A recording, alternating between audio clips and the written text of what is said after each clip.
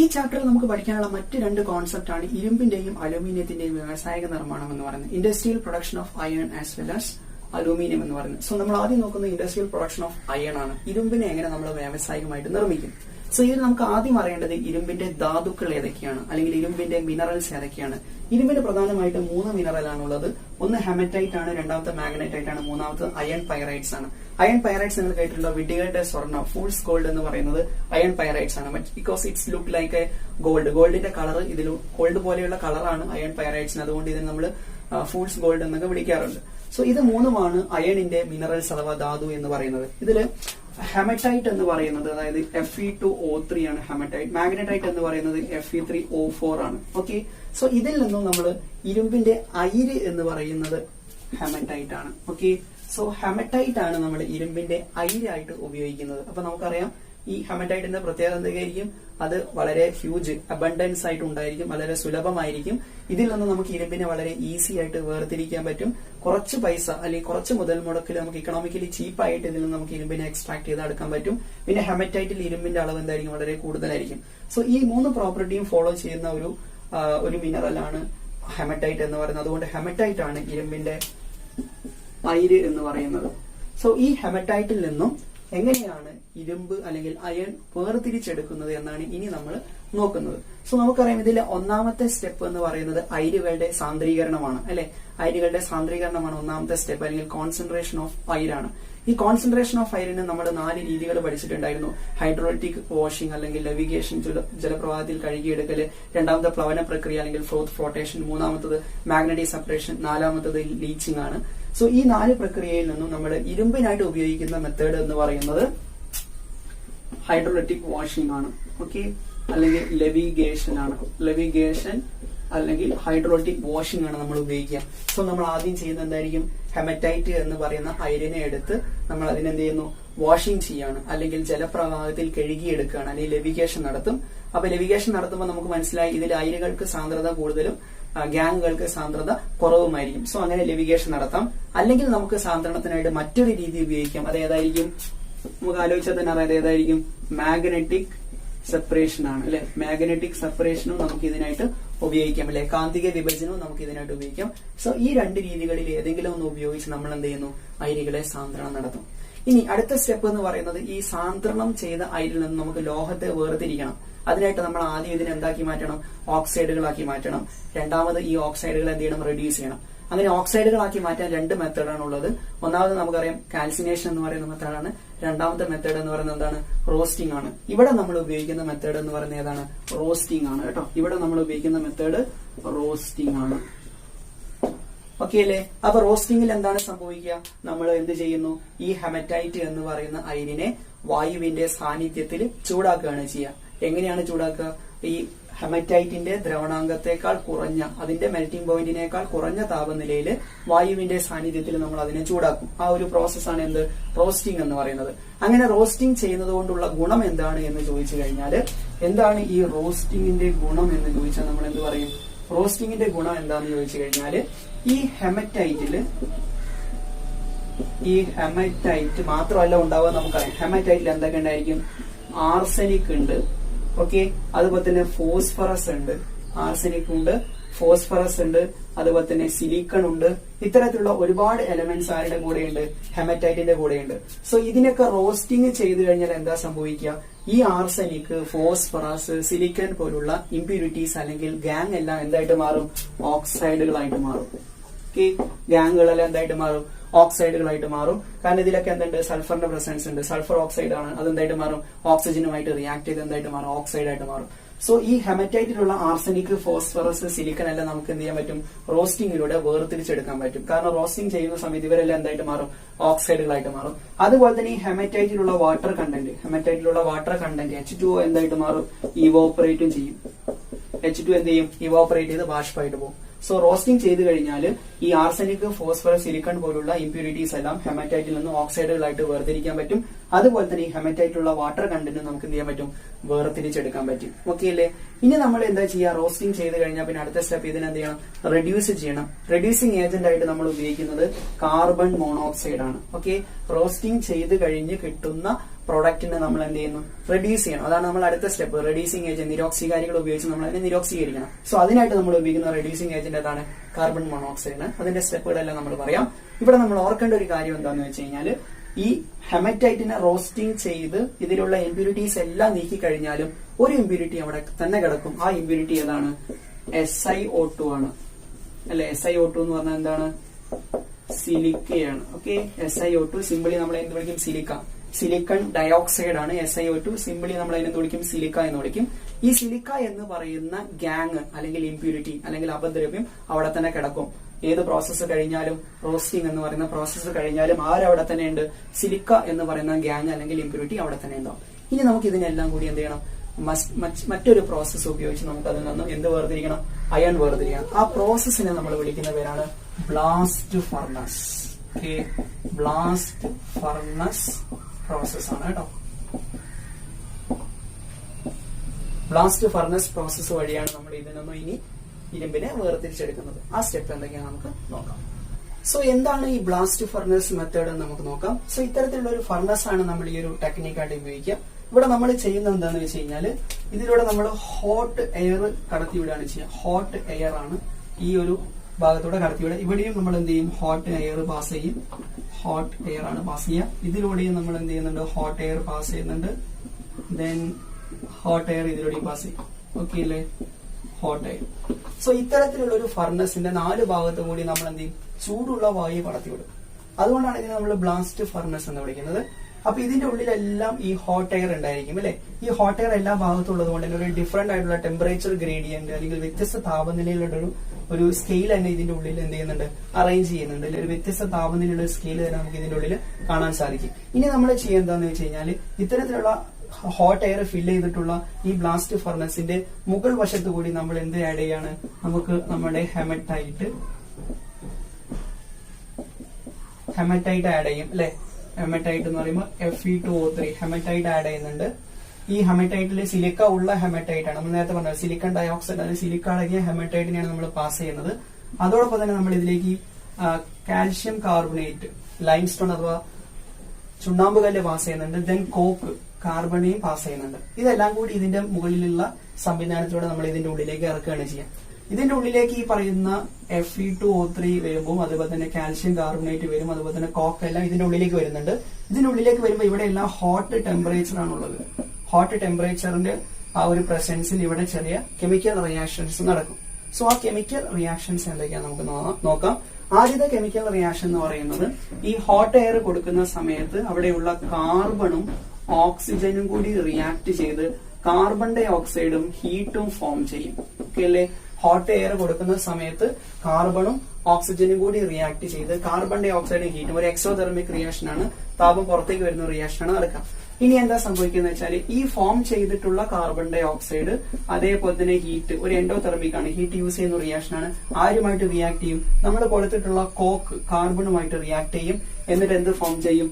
2CO carbon monoxide form ചെയ്യും. Okay അല്ലേ? ഈ കാർബൺ മോണോക്സൈഡ് ആണ് ഇവിടുത്തെ റെഡ്യൂസിംഗ് ഏജന്റ് എന്ന് പറയുന്നത്. ഈ കാർബൺ മോണോക്സൈഡ് ആണ് നിരോക്സീകാരി. ഓർക്കുന്നുണ്ടോ? റോസ്റ്റിംഗ് കഴിഞ്ഞിട്ട് ഉണ്ടാകുന്ന ഹെമറ്റൈറ്റിനെ റെഡ്യൂസ് ചെയ്യാനായിട്ട് നമ്മൾ ഉപയോഗിക്കുന്ന സാധനം എന്താണ്? റെഡ്യൂസിംഗ് ഏജന്റ് ആയിട്ട് ഉപയോഗിക്കുന്നവരാണ് കാർബൺ മോണോക്സൈഡ് ആണ്. ഈ കാർബൺ മോണോക്സൈഡ് ആരുമായിട്ട് റിയാക്ട് ചെയ്യും? ഹെമറ്റൈറ്റുമായിട്ട് റിയാക്ട് ചെയ്യും. സോ എന്താ സംഭവിക്കുക? Fe2O3 react with this carbon monoxide 3 carbon monoxide ആയിട്ട് റിയാക്ട് ചെയ്യും. ഓക്കെ, അങ്ങനെ റിയാക്ട് ചെയ്ത് കഴിഞ്ഞാൽ എന്തൊക്കെയാണ് കിട്ടുക? 2Fe അയൺ കിട്ടും, പ്ലസ് 3 കാർബൺ ഡൈ ഓക്സൈഡും ഫോം ചെയ്യും. ഓക്കെ അല്ലേ? അങ്ങനെയാണ് നമുക്ക് എന്ത് കിട്ടുന്നത്? അയൺ കിട്ടുന്നത്. ഇപ്പോൾ ഇത് ശുദ്ധമായിട്ടുള്ള ഒരു അയൺ അല്ല എന്ന് നമുക്കറിയാം. ഇതാണ് ഇവിടുത്തെ മൂന്നാമത്തെ റിയാക്ഷൻ എന്ന് പറയുന്നത്. ഇനി ഇവിടെ നമ്മൾ ലൈംസ്റ്റോൺ ആഡ് ചെയ്തിട്ടുണ്ട്. സോ അതിനെന്താണ് സംഭവിക്കാൻ നോക്കുക. ഈ കാൽഷ്യം കാർബണേറ്റ് അതാണ് ലൈംസ്റ്റോൺ. അതെന്ത് ചെയ്യും? ഈ ചൂടിന്റെ പ്രസൻസിൽ, ഹീറ്റിന്റെ പ്രസൻസിൽ എന്ത് ചെയ്യും? ഡിസോസിയേറ്റ് ചെയ്യും. എന്നിട്ട് എന്തായിട്ട് മാറും? കാൽഷ്യം ഓക്സൈഡ്, കാൽഷ്യത്തിന്റെ ഓക്സൈഡ് ഫോം ചെയ്യും, പ്ലസ് എന്ത് ഫോം ചെയ്യും? കാർബൺ ഡൈ ഓക്സൈഡ് ഫോം ചെയ്യും അല്ലെ. കാൽഷ്യത്തിന്റെ ഓക്സൈഡും ഫോം ചെയ്യുന്നുണ്ട്, CaO ഫോം ചെയ്യുന്നുണ്ട്, ദെൻ കാർബൺ ഡൈ ഓക്സൈഡും ഫോം ചെയ്യുന്നുണ്ട്. ഈ CaOക്ക് വീണ്ടും റിയാക്ഷൻ ഉണ്ട്. നമ്മൾ നേരത്തെ പറഞ്ഞിട്ടുണ്ടായിരുന്നു, ഈ ഹെമറ്റൈറ്റില് നമ്മൾ റോസ്റ്റിംഗ് കഴിഞ്ഞാലും ഒരു ഇമ്പ്യൂരിറ്റി അടിഞ്ഞു കൂടുന്നുണ്ട്. ആ ഇമ്പ്യൂരിറ്റി ഏതായിരുന്നു? സിലിക്കൺ ഡയോക്സൈഡ് ആയിരുന്നു അല്ലെ. SiO2 അല്ലെങ്കിൽ സിലിക്ക എന്ന് പറയുന്ന ഒരു ഇമ്പ്യൂരിറ്റി എവിടെയുണ്ട്? ഈ ഹെമറ്റൈറ്റിലുണ്ട് ആഫ്റ്റർ റോസ്റ്റിംഗ് എന്ന് പറയുന്നത്. ഈ സിലിക്കൺ ഡയോക്സൈഡുമായിട്ട് ആര് റിയാക്ട് ചെയ്യുന്നുണ്ട്? ഈ കാൽഷ്യം ഓക്സൈഡ് റിയാക്ട് ചെയ്യുന്നുണ്ട്. ഓക്കെ അല്ലേ? സോ ഇവിടെ ഉണ്ടായ കാൽഷ്യം ഓക്സൈഡ് ആരുമായിട്ട് റിയാക്ട് ചെയ്യും? സിലിക്കൺ ഡയോക്സൈഡുമായിട്ട് റിയാക്ട് ചെയ്തിട്ട് എന്ത് ഫോം ചെയ്യും? CaSiO3 അല്ലെ? CaSiO3 എന്ന് പറയുന്ന ഒരു കോമ്പൗണ്ട് ഫോം ചെയ്യും. ഇതിന് നമ്മൾ കാൽഷ്യം സിലിക്കേറ്റ് എന്നാണ് വിളിക്കുക. കാൽഷ്യം സിലിക്കേറ്റിന്റെ പ്രത്യേകത എന്ന് പറയുന്നത് ഇതിന്റെ മെൽറ്റിംഗ് പോയിന്റ് കുറവായിരിക്കും കേട്ടോ. ഇതിന്റെ മെൽറ്റിംഗ് പോയിന്റ് വളരെ ലോ ആണ്. ഓക്കെ, വളരെ ലോ മെൽറ്റിംഗ് പോയിന്റ് ആണ് ആർക്കുള്ളത്? കാൽഷ്യം സിലിക്കേറ്റിനുള്ളത്. സോ ഇവിടെ സിലിക്കൺ ഡയോക്സൈഡ് എന്ന് പറയുന്നത് എന്താണ്? ഒരു ഇമ്പ്യൂരിറ്റി ആണ് അല്ലെ? ഇമ്പ്യൂരിറ്റി നമ്മൾ എന്താ വിളിക്കുക? ഗാങ് എന്നാണ് വിളിക്കുക. ഓക്കെ അല്ലെ? ഈ ഗാങ്ങുമായിട്ട് ആരാണ് റിയാക്ട് ചെയ്തത്? കാൽഷ്യം ഓക്സൈഡ് ആണ്. അങ്ങനെ ഗാങ്ങുമായിട്ട് റിയാക്ട് ചെയ്യുന്ന കെമിക്കലിനെ നമ്മൾ എന്ത് വിളിക്കും? ഫ്ലക്സ് എന്ന് വിളിക്കും. ഓക്കെ അല്ലെ? സോ ഇവിടെ കാൽഷ്യം ഓക്സൈഡ് എന്താണ്? ഫ്ലക്സ് ആണ്. ഓക്കെ, ഗാങ്ങുമായിട്ട് റിയാക്ട് ചെയ്യുന്ന കെമിക്കലാണ് ഫ്ലക്സ് എന്ന് പറയുന്നത്. ആ ഫ്ലക്സ് കൊടുക്കാൻ വേണ്ടിയാണ് നമ്മൾ ഇവിടെ ആര് യൂസ് ചെയ്തത്? കാൽഷ്യം കാർബണേറ്റിനെ യൂസ് ചെയ്തത്. സോ ഫ്ലക്സ് ആരുമായിട്ട് റിയാക്ട് ചെയ്തു? ഗാങ്ങുമായിട്ട് റിയാക്ട്. അങ്ങനെ ഉണ്ടാകുന്ന പ്രൊഡക്റ്റിനെ നമ്മൾ എന്ത് വിളിക്കും? സ്ലാഗ് എന്ന് വിളിക്കും. ഓക്കെ, ഗാങ്ങുമായിട്ട് റിയാക്ട് ചെയ്യുന്ന കെമിക്കലാണ് ഫ്ലക്സ്. ഫ്ലക്സും ഗാങ്ങും റിയാക്ട് ചെയ്ത് ഉണ്ടാവുന്ന പ്രൊഡക്റ്റ് ആണ് സ്ലാഗ് എന്ന് പറയുന്നത്. അപ്പൊ ഇവിടെ ഉണ്ടായ സ്ലാഗ് ഏതാണ്? കാൽഷ്യം സിലിക്കേറ്റ് ആണ്. അതിന്റെ മെൽറ്റിംഗ് പോയിന്റ് എന്താണ്? കുറവാണ്. സോ ഈ ഒരു റിയാക്ഷനിൽ അവസാനം ഉണ്ടാകുന്ന ഉൽപ്പന്നം എന്തൊക്കെയാണ്? ഒന്ന് അയൺ ഉണ്ടായിട്ടുണ്ട് അല്ലെ? Fe. ഈ ഉണ്ടായ അയൺ ഈ താഴത്ത് കൂടെ ഇങ്ങോട്ടേക്ക് വരും. അയൺ Fe ഉണ്ടായിട്ടുണ്ട്. ഇത് എന്ത് ഫോമിലാണ്? മോൾട്ടൻ ഫോമിലാണ്. ഉരുകിയ അവസ്ഥയിലാണ് ഈ Fe ഉള്ളത്. ഇവിടെ ഈ ഒരു ഭാഗത്തൂടെ ആരാ പുറത്തേക്ക് വരിക? ആ സ്ലാഗ് ആണ് പുറത്തേക്ക് വരിക. അതായത് കാൽഷ്യം CaSiO3, കാൽഷ്യം സിലിക്കേറ്റും പുറത്ത് വരും. ഇവിടെ എന്ത് വരും? മോൾട്ടൻ, ഉരുകിയ അവസ്ഥയിലുള്ള അയണും പുറത്തേക്ക് വരും. ഓക്കെ അല്ലെ? ഇനി നോക്ക്, ഈ അയണും കാൽഷ്യം സിലിക്കേറ്റും നമുക്ക് ഇങ്ങനെ ഒരു ബീക്കറിലാണ് കിട്ടുന്നുണ്ടാവുക. അവസാനം കിട്ടുന്നുണ്ടാവുക മോൾട്ടൻ അയൺ ഉണ്ടായിരിക്കും. അതുപോലെ തന്നെ ഇതിൽ ആരും ഉണ്ടാവും? കാൽഷ്യം സിലിക്കേറ്റ് ഉണ്ട്. ഞാൻ പറഞ്ഞു കാൽഷ്യം സിലിക്കേറ്റിന്റെ മെൽറ്റിംഗ് പോയിന്റ് എന്താണ്? കുറവാണ്. അതുകൊണ്ട് ഈ കാൽഷ്യം സിലിക്കേറ്റ് ഇങ്ങനെ മുകളിൽ ഒരു പാട പോലെ ഉണ്ടാവും. CaSiO3 എന്ന് പറയുന്ന കാൽഷ്യം സിലിക്കേറ്റ് ഉരുകിയ അവസ്ഥയിലുള്ള അയണിന്റെ മുകളിൽ ഒരു പാട പോലെ ഉണ്ടാവും. ഇതിൽ നിന്ന് നമുക്ക് എന്തിനെ എടുത്തു കളയാൻ പറ്റും? കാൽഷ്യം സിലിക്കേറ്റിനെ എടുത്തു കളയാൻ പറ്റും. പിന്നെ നമുക്ക് ആരെ കിട്ടും? മോൾട്ടൻ ആയിട്ടുള്ള Fe കിട്ടും. ഇങ്ങനെയാണ് നമ്മൾ എന്ത് ചെയ്യുക? ബ്ലാസ്റ്റ് ഫർണസ് ഉപയോഗിച്ചിട്ട് അയണിനെ വേർതിരിച്ചെടുക്കുക. സോ ഇവിടെ നിങ്ങൾ ഓർക്കേണ്ട കാര്യം, ഇവിടെ അയണിനെ റെഡ്യൂസ് ചെയ്യാനായിട്ട് ഉപയോഗിക്കുന്നത് ആരെയാണ്? കാർബൺ മോണോക്സൈഡ് ആണ്. കാർബൺ മോണോക്സൈഡ് ആണ് ഈ പറയുന്ന ഹെമറ്റൈറ്റുമായിട്ട് റിയാക്ട് ചെയ്യുക. ഹെമറ്റൈറ്റിനെ റെഡ്യൂസ് ചെയ്യുന്ന റെഡ്യൂസിംഗ് ഏജന്റ് ആണ് ആര്? Carbon monoxide. സോ ഈ കാർബൺ മോണോക്സൈഡ് ഹെമറ്റൈറ്റുമായിട്ട് റിയാക്ട് ചെയ്തിട്ട് ഫോം ചെയ്യും, അയൺ ഫോം ചെയ്യും. ഇനി ഇവിടെ എന്തിനാണ് കാൽഷ്യം കാർബണേറ്റ് യൂസ് ചെയ്യുന്നത്? എന്തിനെ ഉണ്ടാക്കാൻ വേണ്ടിയിട്ടാണ്? ഫ്ലക്സിനെ ഉണ്ടാക്കാൻ വേണ്ടിയിട്ടാണ്. ഇവിടുത്തെ ഫ്ലക്സ് എന്ന് പറയുന്നത് കാൽഷ്യം ഓക്സൈഡ് ആണ്.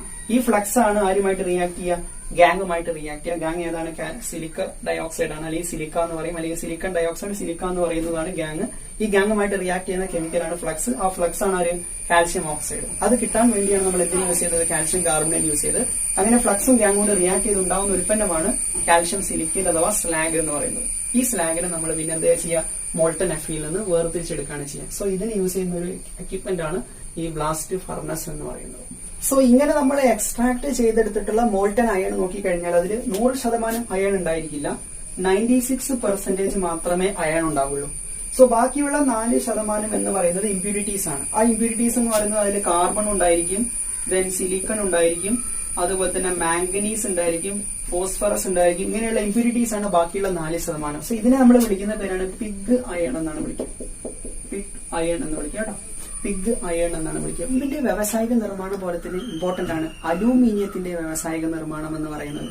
സോ അലൂമിനിയത്തിന്റെ ഏറ്റവും വലിയ പ്രത്യേകത എന്തൊക്കെയാണ്? നമുക്കറിയാം അലൂമിനിയത്തിന് മാലിയബിലിറ്റി ഉണ്ട്, ഡക്ടിലിറ്റി ഉണ്ട്, അതുപോലെ തന്നെ സൊണോറിറ്റി ഉണ്ട്. ഇങ്ങനത്തെ ഒരുപാട് കാര്യങ്ങൾ നമ്മൾ ലോഹത്തിന്റെ പ്രത്യേകത നമ്മൾ പഠിച്ചിട്ടുണ്ട്. സോ അലൂമിനിയത്തിന്റെ ഏറ്റവും വലിയ പ്രത്യേകത എന്ന് പറയുന്നത് അതിന് താപത്തെ കടത്തിവിടാനുള്ള കഴിവുണ്ട്. ഹീറ്റ് കപ്പാസിറ്റി എന്ന് പറയുന്നത് വളരെ കൂടുതലാണ്. അതുകൊണ്ടാണ് അലൂമിനിയത്തിന് നമ്മൾ പാത്രങ്ങളുടെ നിർമ്മാണത്തിനൊക്കെ ഉപയോഗിക്കുന്നത്. അതുപോലെ തന്നെ അലൂമിനിയം ഇലക്ട്രിസിറ്റി പാസ് ചെയ്യും, അല്ലെ? വൈദ്യുത ചാലകതയുണ്ട്. വൈദ്യുതി കടത്തിവിടാനും അലൂമിനിയത്തിന് സാധിക്കും.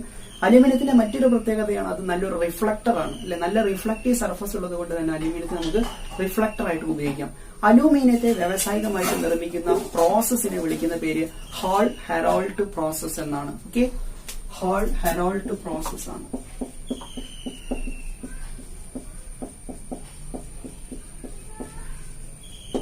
ഇരുമ്പ് നിർമ്മിക്കുന്ന പ്രോസസ് ബ്ലാസ്റ്റ് ഫർണസ് പ്രോസസ് ആണ്. എന്നാൽ അലൂമിനിയം നിർമ്മിക്കുന്ന പ്രോസസ് എന്ന് പറയുന്നത് ഹാൾ ഹെറാൾഡ് പ്രോസസ് ആണ്. ചാൾസ് മാർട്ടിൻ ഹാളും പോൾ ഹെറാൾഡ് എന്ന് പറയുന്ന സയന്റിസ്റ്റ് ആണ് ഇത് കണ്ടുപിടിച്ചത്. അതുകൊണ്ട് ഇതിന് നമ്മൾ ഹാൾ ഹെറാൾഡ് പ്രോസസ് എന്നാണ് അലൂമിനിയത്തിന്റെ വ്യാവസായിക നിർമ്മാണത്തിന് പറയുന്ന പേര്. ഇനി അലൂമിനിയത്തിന്റെ അയിര് ഏതാണ്? അലൂമിനിയത്തിന്റെ ഓർ ഏതാണ്? ബോക്സൈറ്റ് ആണ് അലൂമിനിയത്തിന്റെ ഓർ എന്ന് പറയുന്നത്. Bauxite, Al2O3 2H2O. അലൂമിനിയത്തിന്റെ അയിര് എന്ന് പറയുന്നത് ബോക്സൈറ്റ് ആണ്. സോ സോ ഈ ബോക്സൈറ്റിൽ നിന്നാണ് നമ്മൾ എന്ത് നിർമ്മിക്കുന്നത്?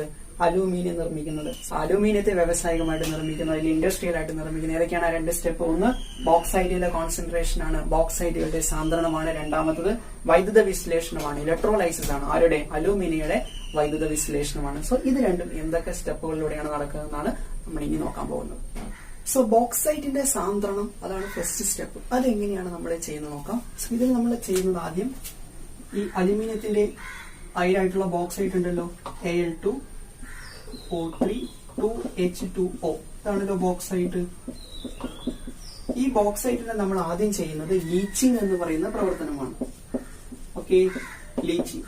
സോ ലീച്ചിങ്ങിന് നമുക്കറിയാം ഒരു സൊല്യൂഷൻ വേണം. ഇവിടെ നമ്മൾ യൂസ് ചെയ്യുന്ന സൊല്യൂഷൻ എന്ന് പറയുന്നത് ഹോട്ട് NaOH ആണ്. സോ ബോക്സൈറ്റിനെ ഹോട്ട് NaOH എന്ന് പറയുന്ന സൊല്യൂഷൻ ഉപയോഗിച്ച് ലീച്ചിങ് നടത്തും. എന്നിട്ട് നമ്മൾ എന്താ ചെയ്യുക? അതിനെ ഹീറ്റ് ചെയ്യാണ് ചെയ്യാം. ഓക്കെ, സോ ബോക്സൈറ്റിനെ ഹോട്ട് ആയിട്ടുള്ള NaOH മിക്സ് ചെയ്ത് നമ്മൾ നന്നായിട്ട് ഹീറ്റ് ചെയ്യും. ആ പ്രോസസ്സിനെ നമ്മൾ എന്ത് വിളിക്കുന്നത്? ലീച്ചിങ് എന്ന് പറയുന്ന പ്രോസസ്സ് വഴി നമ്മൾ ചെയ്യുന്നത്. അങ്ങനെ NaOH ബോക്സൈറ്റിനെ ഹീറ്റ് ചെയ്യുന്ന സമയത്ത് സോഡിയം അലൂമിനേറ്റ് ഉണ്ടാകും. സോഡിയം അലൂമിനേറ്റ് NaAlO2 എന്ന് പറയുന്ന സോഡിയം അലൂമിനേറ്റ് ഉണ്ടാവും. ഇതാണ് ഫസ്റ്റ് റിയാക്ഷൻ. ഇനി എന്താ ചെയ്യാന്ന് വെച്ച് കഴിഞ്ഞാൽ, ഈ സോഡിയം അലൂമിനേറ്റ് ഉണ്ടായി കഴിഞ്ഞാൽ ആ സൊല്യൂഷനെ നമ്മൾ എന്ത് ചെയ്യുന്നു? ഫിൽട്ടർ ചെയ്യും. ഓക്കെ അല്ലേ? ഫിൽട്ടർ ചെയ്യും. ആ സൊല്യൂഷനെ നമ്മൾ ഫിൽട്ടർ ചെയ്തിട്ട് അതിലുള്ള ഗ്യാങ് ഉണ്ടല്ലോ, ഗ്യാങ്ങിനെ എലിമിനേറ്റ് ചെയ്യും. ഓക്കെ അല്ലേ? ഗ്യാങ്ങിനെ എലിമിനേറ്റ് ചെയ്ത് കളയും. ബാക്കിയുള്ള സൊല്യൂഷൻ, ഗ്യാങ് എലിമിനേറ്റ് ചെയ്ത് കഴിഞ്ഞാൽ ബാക്കി സൊല്യൂഷൻ ഉണ്ടാവല്ലോ. ആ സൊല്യൂഷൻ എന്തായിരിക്കും? ബോക്സൈറ്റ് ആയിരിക്കും. ആ സൊല്യൂഷനിലേക്ക്, ബാക്കിയുള്ള ആ സൊല്യൂഷനിലേക്ക് നമ്മൾ ആഡ് ചെയ്യും? അലൂമിനിയത്തിന്റെ ഹൈഡ്രോക്സൈഡ് ആഡ് ചെയ്യും. അലൂമിനിയത്തിന്റെ ഹൈഡ്രോക്സൈഡുകളെ ബാക്കിയുള്ള സൊല്യൂഷനിലേക്ക് നമ്മൾ അലൂമിനിയം ഹൈഡ്രോക്സൈഡിന്റെ പ്രിസിപ്പിറ്റേറ്റുകളെയാണ് ആഡ് ചെയ്യുന്നത്. അവശിഷ്ടത്തെ ആഡ് ചെയ്യും. അതിലേക്ക് നമ്മൾ കുറച്ച് വാട്ടറും കൂടി ഒഴിച്ചു കൊടുക്കും. എന്നിട്ട് അത് നന്നായിട്ട് മിക്സ് ചെയ്യും. മിക്സ് ചെയ്ത് കഴിഞ്ഞാൽ എന്താ ഉണ്ടാവുക എന്ന് വെച്ച് കഴിഞ്ഞാൽ, ആദ്യം നമ്മൾ അലൂമിനിയം ഹൈഡ്രോക്സൈഡ് കുറച്ച് അളവിലാണ് ആഡ് ചെയ്യാം. കുറച്ച് അലൂമിനിയം ഹൈഡ്രോക്സൈഡിന്റെ പ്രിസിപ്പിറ്റേറ്റ് അല്ലെങ്കിൽ അവശിഷ്ടമാണ് നമ്മൾ ആഡ് ചെയ്തത്. എന്നിട്ട് വെള്ളം ഒഴിച്ചു, ആ സൊല്യൂഷനുമായിട്ട് നന്നായിട്ട് മിക്സ് ചെയ്തു. അങ്ങനെ ചെയ്ത് കഴിഞ്ഞാൽ എന്താ സംഭവിക്കുക വെച്ച് കഴിഞ്ഞാൽ, ഈ അലൂമിനിയം ഹൈഡ്രോക്സൈഡിന്റെ പ്രിസിപ്പിറ്റേറ്റിന്റെ അളവ്, അവശിഷ്ടത്തിന്റെ അളവ് എന്താകും? കൂടാൻ തുടങ്ങും. ഓക്കെ, ഹൈ അലൂമിനിയം ഹൈഡ്രോക്സൈഡ് എന്ത് ചെയ്യും? പ്രിസിപ്പിറ്റേറ്റ് ചെയ്യും. ആദ്യം കുറച്ചേ ഉണ്ടായിട്ടുള്ളൂ. ഈ സൊല്യൂഷനുമായിട്ട് മിക്സ് ചെയ്താൽ എന്താ സംഭവിക്കുക? കൂടുതൽ അലൂമിനിയം ഹൈഡ്രോക്സൈഡ് ഉണ്ടാവും. ഈ കൂടുതലുള്ള അലൂമിനിയം ഹൈഡ്രോക്സൈഡ് നമ്മൾ വീണ്ടും എന്ത് ചെയ്യും? ഫിൽട്ടർ ചെയ്യും. കൂടുതലുള്ള അലൂമിനിയം ഹൈഡ്രോക്സൈഡ് നമ്മൾ എന്ത് ചെയ്യും? വീണ്ടും ഫിൽട്ടർ ചെയ്യും. എന്നിട്ട് ബാക്കിയുള്ള സൊല്യൂഷനെ നമ്മൾ എന്ത് ചെയ്യും? നന്നായിട്ട് ഹീറ്റ് ചെയ്യും. അങ്ങനെ ഹീറ്റ് ചെയ്യുമ്പോഴാണ് നമുക്ക് എന്ത് കിട്ടുന്നത്? അലൂമിന എന്ന് പറയുന്ന കോമ്പൗണ്ട് കിട്ടുന്നത്. Al2O3 എന്ന് പറയുന്ന അലൂമിന എന്ന് പറയുന്ന കോമ്പൗണ്ട് കിട്ടും. സോ ഇതാണ് കോൺസെൻട്രേഷൻ ഓഫ് ബോക്സൈറ്റിലെ സ്റ്റെപ്പുകൾ എന്ന് പറയുന്നത്. സോ ലീച്ചിങ് എന്ന് പറയുന്ന പ്രോസസ് ആണ് അവിടെ ഉപയോഗിക്കുന്നത്. ആദ്യം നമ്മൾ ചെയ്യുന്നത് ബോക്സൈറ്റിനെ NaOH നന്നായിട്ട് ചൂടാക്കും. ചൂടാക്കുന്ന സമയത്ത് NaOH ബോക്സൈറ്റും റിയാക്ട് ചെയ്ത് സോഡിയം അലൂമിനേറ്റ് എന്ന് പറയുന്ന കോമ്പൗണ്ട് ഉണ്ടാവും. ആ സൊല്യൂഷനെ നമ്മൾ നന്നായിട്ട് ഫിൽട്ടർ ചെയ്ത് അതിലുള്ള ഇംപ്യൂരിറ്റീസിനെ എലിമിനേറ്റ് ചെയ്ത് കളയും. ബാക്കിയുള്ള സൊല്യൂഷനിലേക്ക് നമ്മൾ അലൂമിനിയം ഹൈഡ്രോക്സൈഡിന്റെ കുറച്ച് അവശിഷ്ടം അല്ലെങ്കിൽ പ്രിസിപ്പിറ്റേറ്റ് ആഡ് ചെയ്യും. കുറച്ച് ജലം ഒഴിച്ച് നന്നായിട്ട് മിക്സ് ചെയ്യും, നന്നായിട്ട് ചൂടാക്കും. അങ്ങനെ ചൂടാക്കി കഴിഞ്ഞാൽ ആദ്യം നമ്മൾ കുറച്ച് അലൂമിനിയം ഹൈഡ്രോക്സൈഡേ കൊടുത്തിട്ടുള്ളൂ. സോ ഇവിടെ അലൂമിനിയം ഹൈഡ്രോക്സൈഡ് സൊല്യൂഷനുമായിട്ട് റിയാക്ട് ചെയ്തിട്ട് കൂടുതൽ അലൂമിനിയം ഹൈഡ്രോക്സൈഡിന്റെ പ്രിസിപ്പിറ്റേറ്റുകൾ ഉണ്ടാവാൻ തുടങ്ങും. ഇതിനെ നമ്മൾ വീണ്ടും ഫിൽട്ടർ ചെയ്യും. ബാക്കി വരുന്ന സൊല്യൂഷനെ നമ്മൾ നന്നായിട്ട് ഹീറ്റ് ചെയ്ത് കഴിഞ്ഞാൽ എന്ത് ഫോം ചെയ്യും? അലൂമിന ഫോം ചെയ്യും. സോ ഇവിടെ നടക്കുന്ന കെമിക്കൽ റിയാക്ഷൻ എന്ന് പറയുന്നത് ഈ അലൂമിനിയം ഹൈഡ്രോക്സൈഡ് AlOH ത്രൈസ് എന്തായിട്ട് മാറുകയാണ്? ഹീറ്റ് ചെയ്യുന്ന സമയത്ത് അലൂമിനായിട്ട് മാറുകയാണ്. That is Al2O3 3H2O. ഇതാണ് ഇവിടെ നടക്കുന്ന റിയാക്ഷൻ എന്ന് പറയുന്നത്. സോ നമുക്ക് ഫൈനലായിട്ട് എന്ത് കിട്ടി? അലൂമിന എന്ന് പറയുന്ന പ്രൊഡക്റ്റ് കിട്ടി. ഇനിയാണ് നമ്മൾ രണ്ടാമത്തെ സ്റ്റെപ്പിലേക്ക് പോവുക. രണ്ടാമത്തെ സ്റ്റെപ്പില് ഈ അലൂമിനിയം നമ്മൾ എന്ത് ചെയ്യും? ഇലക്ട്രോലൈസിസ്, വൈദ്യുത വിശ്ലേഷണം നടത്തി അതിൽ നിന്ന് നമ്മൾ എന്തിനെ എക്സ്ട്രാക്ട് ചെയ്തെടുക്കും? അലൂമിനിയം എന്ന് പറയുന്ന പ്യുവർ എലമെന്റിനെ അല്ലെങ്കിൽ പ്യുവർ മെറ്റലിനെ എക്സ്ട്രാക്ട് ചെയ്തെടുക്കും. സോ നമുക്ക് രണ്ടാമത്തെ സ്റ്റെപ്പ് എന്താ നോക്കാം. സോ ഇൻഡസ്ട്രിയൽ പ്രൊഡക്ഷൻ ഓഫ് അലുമിനിയത്തിന്റെ രണ്ടാമത്തെ സ്റ്റെപ്പാണ് ഇലക്ട്രോലൈസിസ് ഓഫ് അലുമിനിയം. ആദ്യം നമ്മൾ ലീച്ചിങ് വഴി അലുമിനിയം ഉണ്ടാക്കിയെടുത്തു. രണ്ടാമത്തെ സ്റ്റെപ്പ് ഈ അലുമിനിയം നമ്മൾ എന്ത് ചെയ്യാണ്? ഇലക്ട്രോലൈസിസ്, വൈദ്യുത വിശ്ലേഷണം ചെയ്യണം. എന്നിട്ടാണ് നമ്മൾ അലുമിനിയം ഉണ്ടാക്കുന്നത്. സോ അതിന്റെ സ്റ്റെപ്പുകൾ എന്താ നോക്കാം. സോ ഇതിൽ നമ്മൾ ചെയ്യുന്നത് ഇലക്ട്രോലൈസിസ് ആണെന്ന് പറഞ്ഞു. ആ ഇലക്ട്രോലൈസിസിൽ നമ്മൾ ചെയ്യാം ഒരു സ്റ്റീൽ ടാങ്ക് ആണ് നമ്മൾ ഉപയോഗിക്കുന്നത്. സ്റ്റീൽ യൂസ് ചെയ്യാൻ കാരണം എന്താണ്? സ്റ്റീൽ വേറെ എലിമെന്റുമായിട്ട് റിയാക്ട് ചെയ്യാനുള്ള സാധ്യത കുറവാണ്. അതുകൊണ്ട് സ്റ്റീൽ ടാങ്ക് നമ്മൾ യൂസ് ചെയ്യുന്നു. ഈ സ്റ്റീൽ ടാങ്കിന്റെ ഉള്ളിലായിട്ട് നമ്മൾ കാർബണിന്റെ ഒരു ലൈനിങ് കൊടുക്കുന്നുണ്ട്. ഓക്കെ, സ്റ്റീൽ ടാങ്കിന്റെ ഉള്ളിലായിട്ട് നമ്മൾ എന്ത് കൊടുക്കുന്നുണ്ട്? ഒരു കാർബൺ ലൈനിങ് കൊടുക്കുന്നുണ്ട്. ഈ കാർബണിന്റെ ലൈനിങ് ആണ് ഇവിടെ കാത്തോഡായിട്ട് ആക്ട് ചെയ്യുക. ഓക്കെ അല്ലെ? കാർബൺ ലൈനിങ് ആണ് ഇവിടെ കാത്തോഡായിട്ട് ആക്ട് ചെയ്യുക. സോ ഇതിന്റെ ചാർജ് എന്തായിരിക്കും? നെഗറ്റീവ് ചാർജ് ആയിരിക്കും. ക്ലിയർ ആണല്ലോ? ഇതിലേക്കാണ് നമ്മൾ ആനോഡ് ഡിപ്പ് ചെയ്ത് വെക്കുന്നത്. ഓക്കെ, ആനോഡ് ഇതിലേക്ക് നമ്മൾ ഡിപ്പ് ചെയ്ത് വെക്കുകയാണ് ചെയ്യുക. ആനോഡ് ഇതിലേക്ക് നമ്മൾ ഡിപ്പ് ചെയ്ത് വെക്കുന്നത്. സോ ഇവിടുത്തെ ആനോഡ് എന്ന് പറയുന്നത് കാർബൺ റോഡാണ് കേട്ടോ. കാർബണിന്റെ റോഡാണ് ഇവിടുത്തെ ആനോഡ് എന്ന് പറയുന്നത്. സോ ആനോഡിന്റെ ചാർജ് പോസിറ്റീവ് ആണ്. സോ കാർബൺ ലൈനിങ് ആണ് കാത്തോഡ്, നെഗറ്റീവ് ചാർജ്. കാർബണിന്റെ റോഡ്സ്, കാർബൺ ദണ്ടുകളാണ് ആനോഡ് അല്ലെങ്കിൽ പോസിറ്റീവ് ചാർജ് ആയിട്ട് എടുക്കുന്നത്. ഇതിന്റെ ഉള്ളിലാണ് നമ്മൾ ഇതിന്റെ ഇലക്ട്രോലൈറ്റ് എടുക്കുക. ഓക്കെ, ഇലക്ട്രോലൈസിന് എന്തുണ്ടോ? ഇലക്ട്രോലൈറ്റ്സ് വേണം. സോ ഇവിടെയാണ് നമ്മൾ ഇലക്ട്രോലൈറ്റുകൾ എടുക്കുന്നത്. ഇതിന്റെ ഉള്ളിലാണ് ഇലക്ട്രോലൈറ്റ്സ് ഉണ്ടാവുക. ഓക്കെ അല്ലേ? സോ ഇവിടുത്തെ ഇലക്ട്രോലൈറ്റ് എന്ന് പറയുന്നത് എന്താണ്? അലൂമിനിയാണ്. Al2O3 ആണ് ഇവിടുത്തെ ഇലക്ട്രോലൈറ്റ് അല്ലെങ്കിൽ അലൂമിനിയം. ഈ അലൂമിനിയുടെ ഒപ്പം നമ്മൾ ക്രയോലൈറ്റ് കൂടി ആഡ് ചെയ്യുന്നുണ്ട്. സോ എന്തിനാണ് ക്രയോലൈറ്റ് അലൂമിനിയുടെ കൂടെ ആഡ് ചെയ്യുന്നതെന്ന് ചോദിച്ചു കഴിഞ്ഞാല് അലൂമിനിയുടെ മെൽറ്റിംഗ് പോയിന്റ്, ദ്രവണാങ്കം വളരെ കൂടുതലാണ്. അലൂമിനിയുടെ മെൽറ്റിംഗ് പോയിന്റ് വളരെ കൂടുതലാണെങ്കിൽ ഈ റിയാക്ഷൻ നടക്കാൻ ഒരുപാട് സമയമെടുക്കും. അതുകൊണ്ട് നമുക്ക് എന്ത് ചെയ്യണം? മെൽറ്റിംഗ് പോയിന്റ് കുറയ്ക്കണം. അതിനുവേണ്ടി നമ്മൾ എന്ത് ആഡ് ചെയ്യും? ക്രയോലൈറ്റ് എന്ന് പറയുന്ന അലുമിനിയത്തിന്റെ മറ്റൊരു അയിരിനെ നമ്മൾ എന്ത് ചെയ്യുന്നുണ്ട്? ആഡ് ചെയ്യുന്നുണ്ട്. അത് മാത്രമല്ല അലുമിനിയക്ക് ഇലക്ട്രിസിറ്റി പാസ് ചെയ്യാനുള്ള കഴിവ് കുറവാണ്. അത് കൂട്ടാൻ വേണ്ടിയും ആര് സഹായിക്കും? ഈ ക്രയോലൈറ്റ് സഹായിക്കും. സോ ഈ അലുമിനിയം ക്രയോലൈറ്റും ചേർന്നതാണ് ഇവിടുത്തെ ഇലക്ട്രോലൈറ്റ്. ഇനി നമ്മൾ എന്താ ചെയ്യാം? ഇതിലൂടെ ഇലക്ട്രിസിറ്റി പാസ് ചെയ്യുന്നു. ഓക്കെ, നമ്മൾ ഇതിലേക്ക് എന്ത് ചെയ്യുന്നു? ഇലക്ട്രിസിറ്റി പാസ് ചെയ്യുന്നു എന്ന് വിചാരിക്കാം. ഇലക്ട്രിസിറ്റി പാസ് ചെയ്യുന്ന സമയത്ത് കെമിക്കൽ റിയാക്ഷൻ നടക്കും. എവിടെയൊക്കെ കെമിക്കൽ റിയാക്ഷൻ നടക്കും? ആനോഡിലും നടക്കും, കാത്തോഡിലും നടക്കും. അപ്പൊ ഇവിടെ എന്തൊക്കെയാണ് നടക്കുക നോക്കുക. ഇലക്ട്രിസിറ്റി പാസ് ചെയ്യുന്ന സമയത്ത് ഈ ഇലക്ട്രോലൈറ്റ് ആയിട്ടുള്ള അലുമിനിയം ഉണ്ടല്ലോ, Al2O3 ആണ് അലുമിന. ഇലക്ട്രിസിറ്റി പാസ് ചെയ്യുന്ന സമയത്ത് അലുമിന ഡിസോസിയേറ്റ് ചെയ്യും. എന്നിട്ട് എന്ത് ഫോം ചെയ്യും? Al3+ ഫോം ചെയ്യും. 2 Al3+ഉം പിന്നെ എന്താ ഉണ്ടാവുക? O2- ആണ്. എത്ര O2- ഉണ്ടാകും? 3 O2- ഉണ്ടാവും. സോ ഇത് അപ്പൊ ഈ സൊല്യൂഷനിൽ മുഴുവൻ എന്തുണ്ടാവും? Al3+ ഉണ്ടാവും. അതേപോലെ തന്നെ 3 O2- ഉണ്ടായിരിക്കും ഇലക്ട്രിസിറ്റി പാസ് ചെയ്യുന്ന സമയത്ത്. ഇനി നമ്മൾ നോക്കുക, ഈ Al3+ ഉണ്ടല്ലോ, Al3+ 3 ഇലക്ട്രോണിനെ റിസീവ് ചെയ്തിട്ട് എന്തായിട്ട് മാറും? അലൂമിനിയം ആയിട്ട് മാറും. Al3+ 3 ഇലക്ട്രോണിനെ റിസീവ് ചെയ്ത് എന്തായിട്ട് മാറും? അലൂമിനിയം ആയിട്ട് മാറും. സോ ഇതൊരു ഇലക്ട്രോൺ റിസീവിംഗ് റിയാക്ഷൻ ആണ്, അല്ലെ? ഇലക്ട്രോണിനെ സ്വീകരിക്കുന്ന പ്രോസസ്സാണ്. സോ ഈ ഒരു പ്രോസസ്സ് എന്താണ്? ഒരു റിഡക്ഷൻ പ്രോസസ് ആണെന്ന് പറയുമ്പോൾ ഇലക്ട്രോൺ വിട്ടുകൊടുക്കുന്നത് ഓക്സിഡേഷനും ഇലക്ട്രോൺ സ്വീകരിക്കുന്നത് റിഡക്ഷനുമാണ്. സോ റിഡക്ഷൻ റിയാക്ഷൻ നടക്കുന്ന എവിടെയായിരിക്കും? കാത്തോഡിലായിരിക്കും. സോ കാത്തോഡിൽ നടക്കുന്ന റിയാക്ഷൻ ഇതാണ്. അപ്പൊ എന്താണ് കാത്തോഡിൽ സംഭവിക്കുക? Al3+ 3 ഇലക്ട്രോണുമായിട്ട് പ്രവർത്തിച്ച് എന്തായിട്ട് മാറും? അലൂമിനിയം ആയിട്ട് മാറും. സോ ഇവിടെയുള്ള Al3+ മുഴുവൻ എവിടേക്ക് പോകും? ഈ പറയുന്ന കാർബൺ ലൈനിങ്ങിലേക്ക് പോയിട്ട് എന്തായിട്ട് അവിടെ അക്യുമുലേറ്റ് ചെയ്യും? അലൂമിനിയം ആയിട്ട് അക്യുമുലേറ്റ് ചെയ്യും. സോ ഈ കാർബൺ ലൈനിങ്ങിൽ മുഴുവൻ എന്തുണ്ടാവും? അലൂമിനിയം ഉണ്ടാവും. കാത്തോഡിൽ മുഴുവനായിട്ട് അലൂമിനിയം അക്യുമുലേറ്റ് ചെയ്യും. സോ റിഡക്ഷൻ റിയാക്ഷൻ ആണ് നടക്കുക. ഇനി ആനോഡിൽ എന്താണ് സംഭവിക്കുക? ഇവിടെ ഓക്സൈഡുകൾ ഉണ്ടായിട്ടില്ലേ? ആ ഓക്സൈഡ് നോക്കിയേ, 3 ഓക്സൈഡ് ഉണ്ടായിട്ടുണ്ട്. 2O2-. അതിൽ 2 ഓക്സൈഡുകൾ എന്തായിട്ട് മാറും? O2+ 4 ഇലക്ട്രോൺസ് ആയിട്ട് മാറും. സോ ഇത് ഇലക്ട്രോൺ വിട്ടുകൊടുക്കുന്ന പ്രവർത്തനമാണ്. അതുകൊണ്ട് ഇതിനെ നമ്മൾ എന്ത് വിളിക്കും? ഓക്സിഡേഷൻ എന്ന് വിളിക്കും, അല്ലെ? ഇലക്ട്രോൺ വിട്ടുകൊടുക്കുന്ന പ്രവർത്തനമാണ് ഓക്സിഡേഷൻ. സോ ഓക്സിഡേഷൻ എവിടെയാണ് നടക്കുക? ആനോഡിലാണ് നടക്കുക. സോ ആനോഡിൽ എന്താണ് സംഭവിക്കുക? ഓക്സൈഡുകൾ ഓക്സിജനും 4 ഇലക്ട്രോൺസുമായിട്ട് മാറും. സോ ആനോഡിൽ എന്താണ് സംഭവിക്കുക? ഇവിടുത്തെ ആനോഡ് എന്ന് പറയുന്നത് കാർബൺ റോഡാണ്. ആ കാർബൺ റോഡിൽ എന്ത് സംഭവിക്കും? O2 ഉണ്ടാവും, 4 ഇലക്ട്രോൺസും ഉണ്ടാകും. പിന്നെ അതേപോലെ തന്നെ കാർബൺ എന്തായിട്ട് മാറും? ഓക്സിജനുമായിട്ട് റിയാക്ട് ചെയ്ത് എന്ത് ഫോം ചെയ്യുന്നുണ്ട്? കാർബൺ ഡൈ ഓക്സൈഡ് ഫോം ചെയ്യുന്നുണ്ട്. സോ ഇത്രയും റിയാക്ഷൻ ആണ് ഇലക്ട്രോലൈസിസ് ഓഫ് അലൂമിനിയയിൽ നടക്കുന്നത്. സോ ഇവിടെ നമ്മൾ കാത്തോഡിലാണ് എന്ത് നമുക്ക് അക്യുമുലേറ്റ് ചെയ്യുന്നത്? അലൂമിനിയം അക്യുമുലേറ്റ് ചെയ്യുന്നത്. ആനോഡിലാണെങ്കിൽ ഓക്സിജൻ ഗ്യാസ് ഡിസോൾവ് ആണ് ചെയ്യുക. ആ ഓക്സിജൻ എക്സ്ട്രാ ആയിട്ടുള്ള കാർബണുമായിട്ട് പ്രസന്റ് ചെയ്ത് എന്ത് ഫോം ചെയ്യും? കാർബൺ ഡൈ ഓക്സൈഡും ഫോം ചെയ്യും. സോ ഇവിടെ നമുക്ക് കാത്തോഡിൽ നിന്ന് എന്ത് കിട്ടും? അലൂമിനിയം എക്സ്ട്രാക്ട് ചെയ്തെടുക്കാൻ സാധിക്കും. സോ ഇത് 2 സ്റ്റെപ്പിലാണ് നടക്കുക. ഒന്നാമത്തെ സ്റ്റെപ്പ് ബോക്സൈറ്റിന്റെ സാന്ദ്രണമായിരുന്നു. അങ്ങനെ അലുമിനിയം ഉണ്ടാകും. രണ്ടാമത്തെ സ്റ്റെപ്പിൽ അലുമിനിയം ഇലക്ട്രോലൈസിസ് നടത്തി കഴിഞ്ഞാൽ എന്ത് കിട്ടും?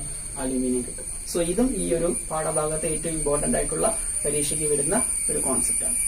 ഈ ചാപ്റ്ററിലുള്ള ഒരു അവസാനത്തെ കോൺസെപ്റ്റ് ആണ് അലോയ് സ്റ്റീൽസ് എന്ന് പറയുന്നത്, അഥവാ ലോഹസങ്കരങ്ങൾ. സ്റ്റീലുകളിൽ മറ്റ് ലോഹങ്ങൾ ചേർത്ത് കഴിഞ്ഞാൽ ഉണ്ടാകുന്ന പദാർത്ഥങ്ങളെ വിളിക്കുന്ന പേരാണ് അലോയ് സ്റ്റീലുകൾ എന്ന് പറയുന്നത്. ഈ അലോയ് സ്റ്റീലുകൾക്ക് ഉദാഹരണങ്ങളാണ് ഒന്ന് നിക്രോം. അലോയ് സ്റ്റീലുകൾക്ക് ഒരു ഉദാഹരണമാണ് നിക്രോം. അതുപോലെ തന്നെ അലോയ് സ്റ്റീലിന് മറ്റൊരു ഉദാഹരണമാണ് അൽനിക്കോ. മൂന്നാമത്തെ ഉദാഹരണമാണ് സ്റ്റെയിൻലെസ് സ്റ്റീൽ. ഇതെല്ലാം അലോയ് സ്റ്റീലുകൾക്ക് ഉദാഹരണമാണ്, അല്ലെങ്കിൽ ലോഹസങ്കരങ്ങൾക്ക് ഉദാഹരണമാണ്. നിക്രോമിൽ അടങ്ങിയിട്ടുള്ള കമ്പോണന്റ്സ് ഏതൊക്കെയാണ്? നിക്രോം പേരിൽ തന്നെ ഉണ്ട്. നിക്കൽ ഉണ്ട്, ക്രോമിയം ഉണ്ട്, നിക്കൽ ഉണ്ട്, ക്രോമിയം ഉണ്ട്, കാർബൺ ഉണ്ട്, അതുപോലെ തന്നെ അയൺ ഉണ്ട്. സോ അതാണ് nichrome. Nickel, chromium, carbon, iron. ഇതാണ് നിക്രോമിലുള്ള കമ്പോണൻസ് എന്ന് പറയുന്നത്. അൽനിക്കോലാണെങ്കിൽ അതിലുള്ള കമ്പോണൻസ് അലൂമിനിയം ഉണ്ട്, നിക്കൽ ഉണ്ട്, കൊബാൾട്ട് ഉണ്ട്, കൂടാതെ അയണും ഉണ്ട്. ഓക്കെ. ഇനി സ്റ്റെയിൻലെസ് സ്റ്റീലുള്ള കമ്പോണൻസ് ആണെങ്കിൽ അതിൽ അയൺ കാണാം, ക്രോമിയം കാണാം, നിക്കൽ കാണാം, കാർബൺ കാണാം. ക്ലിയർ? സോ ഇതെല്ലാം അലോയ് സ്റ്റീലാണ്. സ്റ്റീലിന്റെ ഒപ്പരം മറ്റ് ലോഹങ്ങൾ കൂടിയുണ്ട്. ഇത്തരം സ്റ്റീലുകളെയാണ് അലോയ് സ്റ്റീൽ അഥവാ ലോഹസങ്കരങ്ങൾ എന്ന് വിളിക്കുക. അൽനിക്കോ ആണ് കാന്തത്തിന്റെ നിർമ്മാണത്തിന് ഉപയോഗിക്കുക.